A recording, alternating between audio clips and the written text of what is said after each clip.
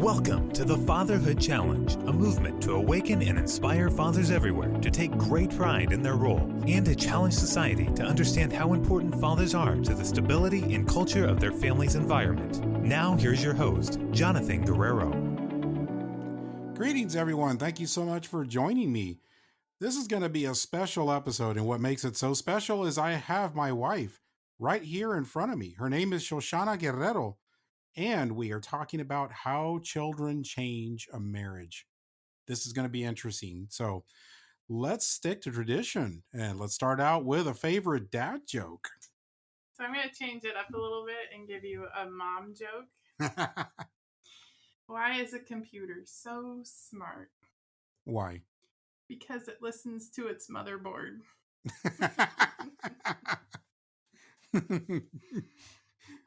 Okay, just in case you're wondering, I did not know what this dad joke was before this interview. So I just thought I'd make that clear right off the bat. It is not implicated in it. So. It wasn't.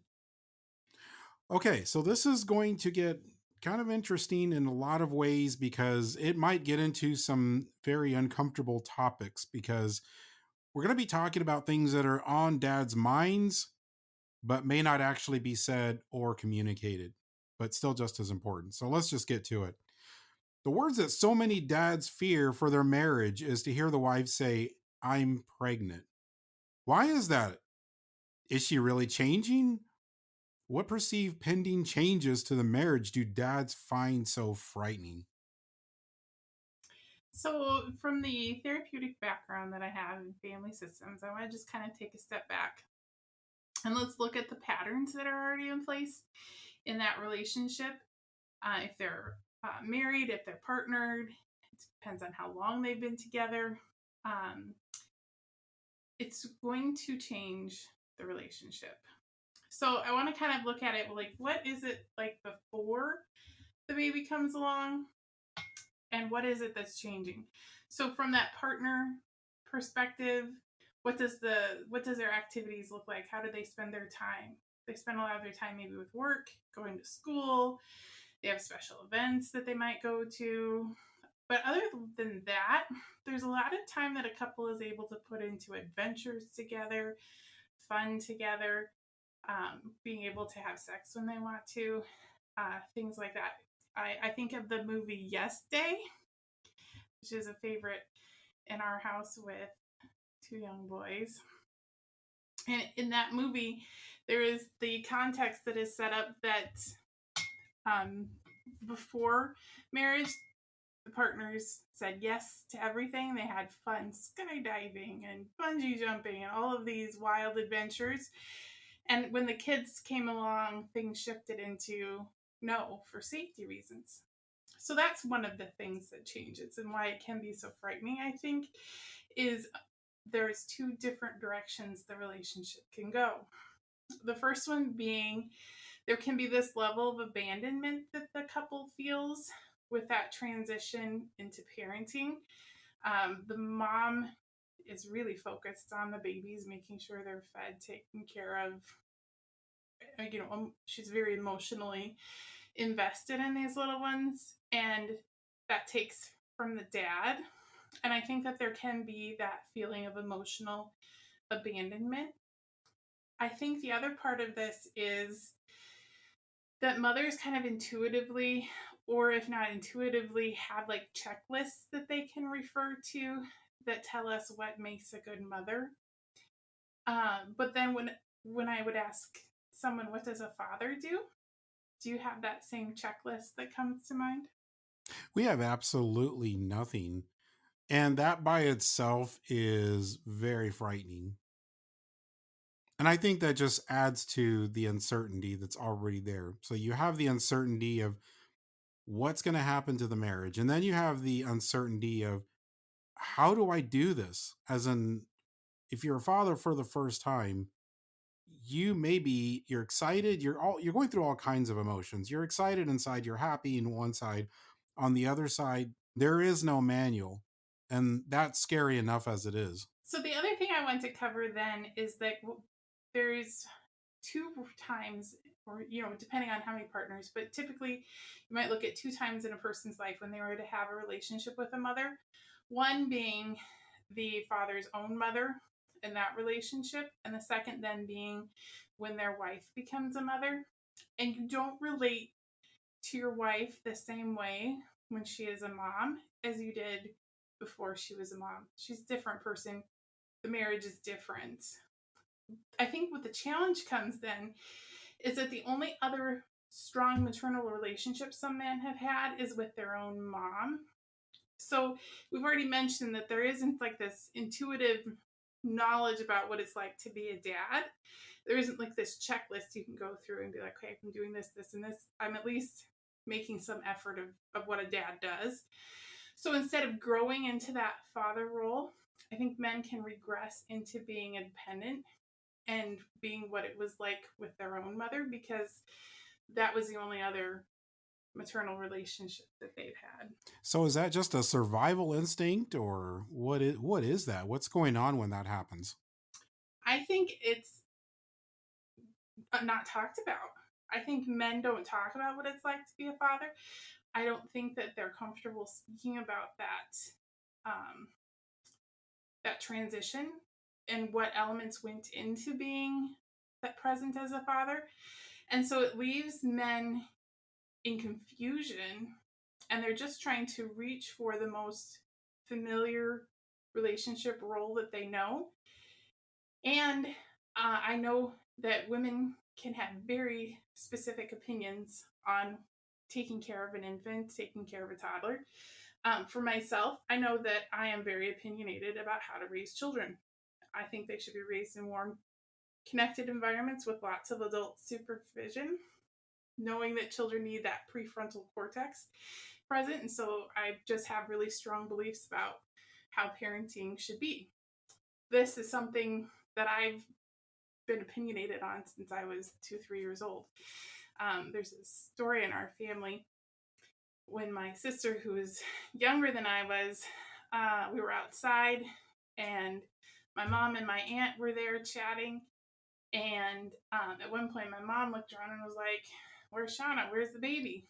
And my aunt said, "Well, she said it was too windy, and she took the baby into the porch." So I've just always had very strong opinions on what mothering looks like. And so I don't think that there's that internal knowledge of what fathering looks like. Neither do I think men talk about it. Like, this is what fathering looks like. These are the things that you do.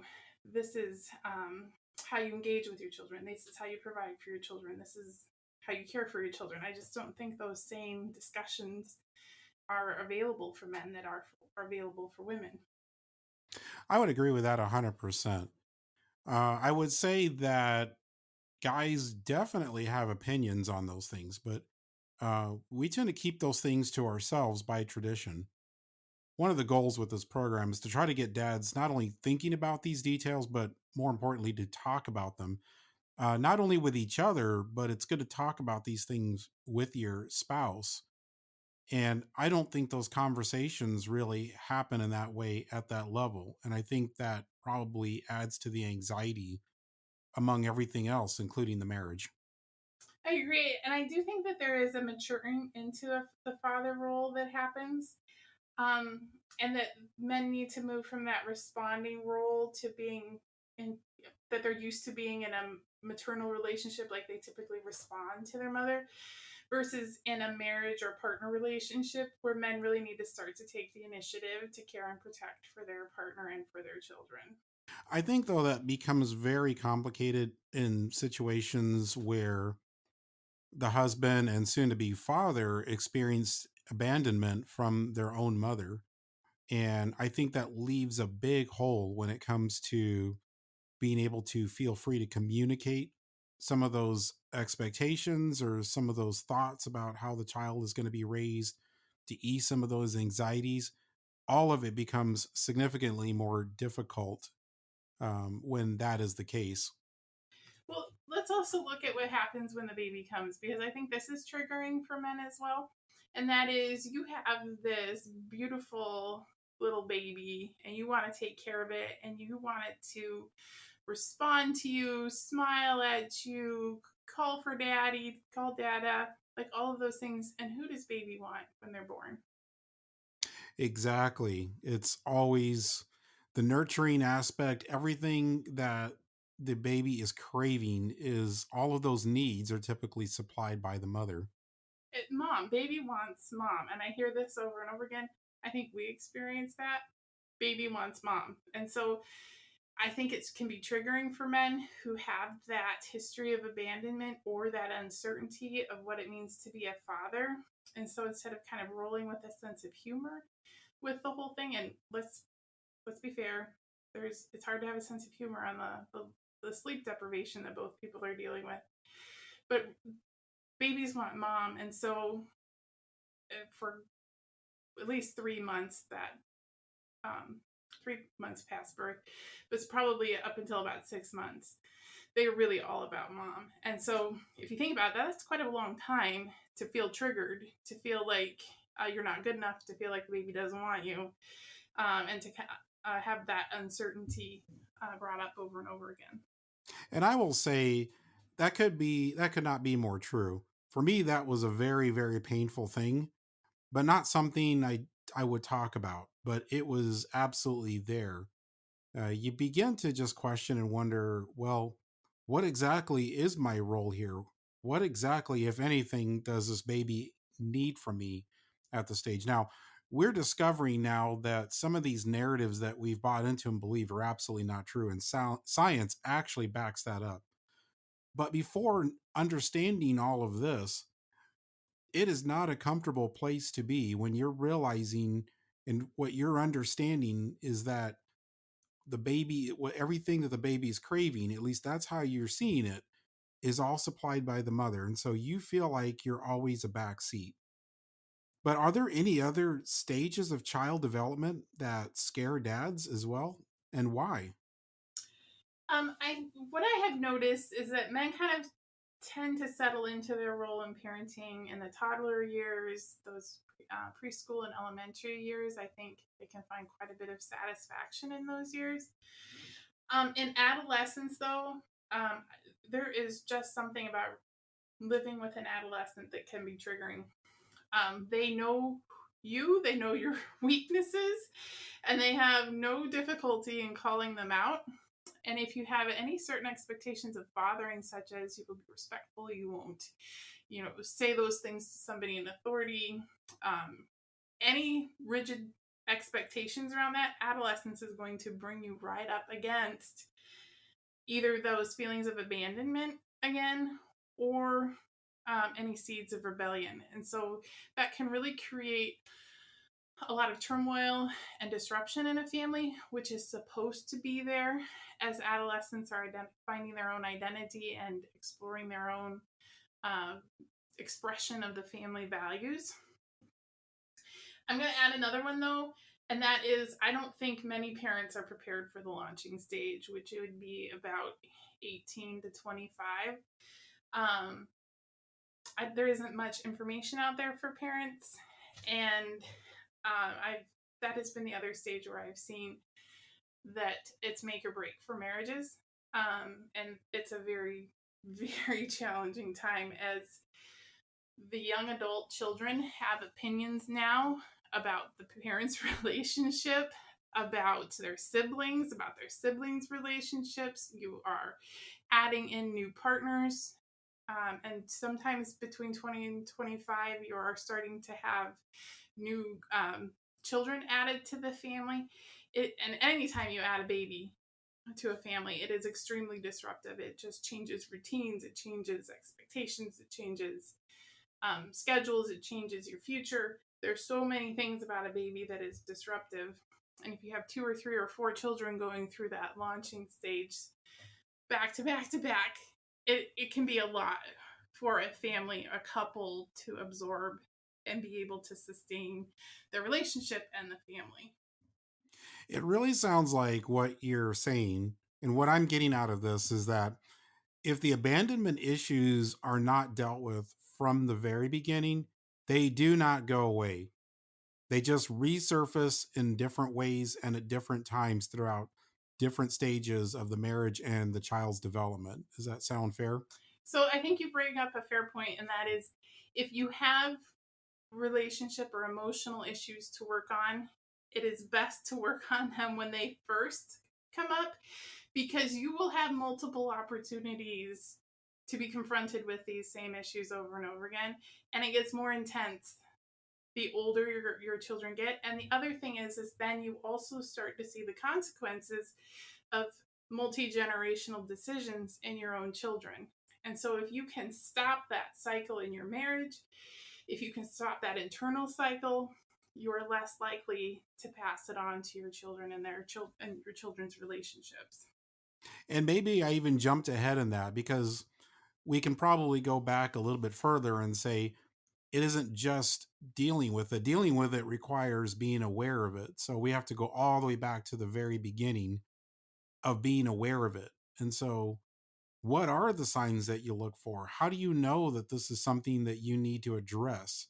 So I think anytime when you see conflict, it is an opportunity to look at what are my own internal experiences that I am bringing to the conflict. That is one. But sometimes with abandonment, there isn't conflict. One partner just checks out.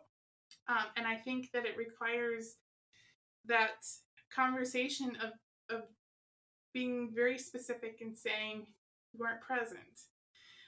You can't make somebody be present, but you can clarify the conversation by making those descriptions clear and giving the person that opportunity to respond. So you, every once in a while, you kind of have to be the mirror to that partner for them to see themselves.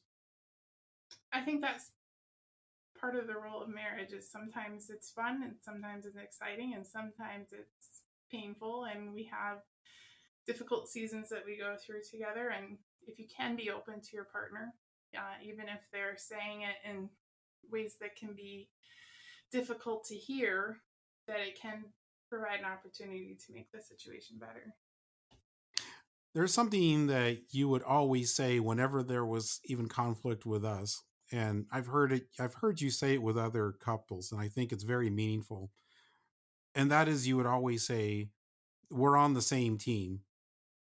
And I think that's extremely powerful to understand when those conversations come up, because it's another form of checking in with each other, which is a form of safety for each other. And I look at it as that's why that exists. It isn't about conflict, it is about teamwork.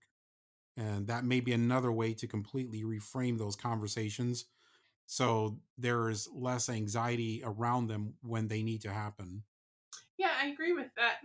I'm glad you brought that up, because it's easy to see our partner in those situations as an enemy. And if we think in terms of high achieving sports teams, they have had to have difficult conversations to be able to work together. And I think that brings great context to a very small team of two. But there are those same requirements to make it a successful parenting team. Teamwork is the key word there. That's absolutely the way it has to function. So let's go on to the next point. Can you separate some of the myth from the fact, or reframe what really happens to marriages when these development stages happen? So I'm going to look at it in the context of like infancy, which we've identified as being really difficult for moms and dads to get on the same page. And then again at that adolescent, and then again at that launching stage. And one of the things is to keep in mind, as a child grows, the child becomes more like dad. And I think we can recognize that. Or the child becomes more like mom. Again, something we recognize. Or a noted ancestor, like they may have behavior traits that were much like your mom or like my mom or dad. And it's triggering. These are things that sometimes they're annoying. Sometimes there are our own weaknesses that we haven't figured out how to address, how we can either remove their influence or improve on. And now all of a sudden we're not only seeing it in ourselves, or not only seeing it in our partner or in an extended family member, but now we are seeing it evident in a child of ours. It's triggering. It is scary, and this is unavoidable. This isn't just something you're going to get around. This is just simply called epigenetics, and it's going to happen. And what do you do with that? I mean, that can be a source of anxiety all by itself.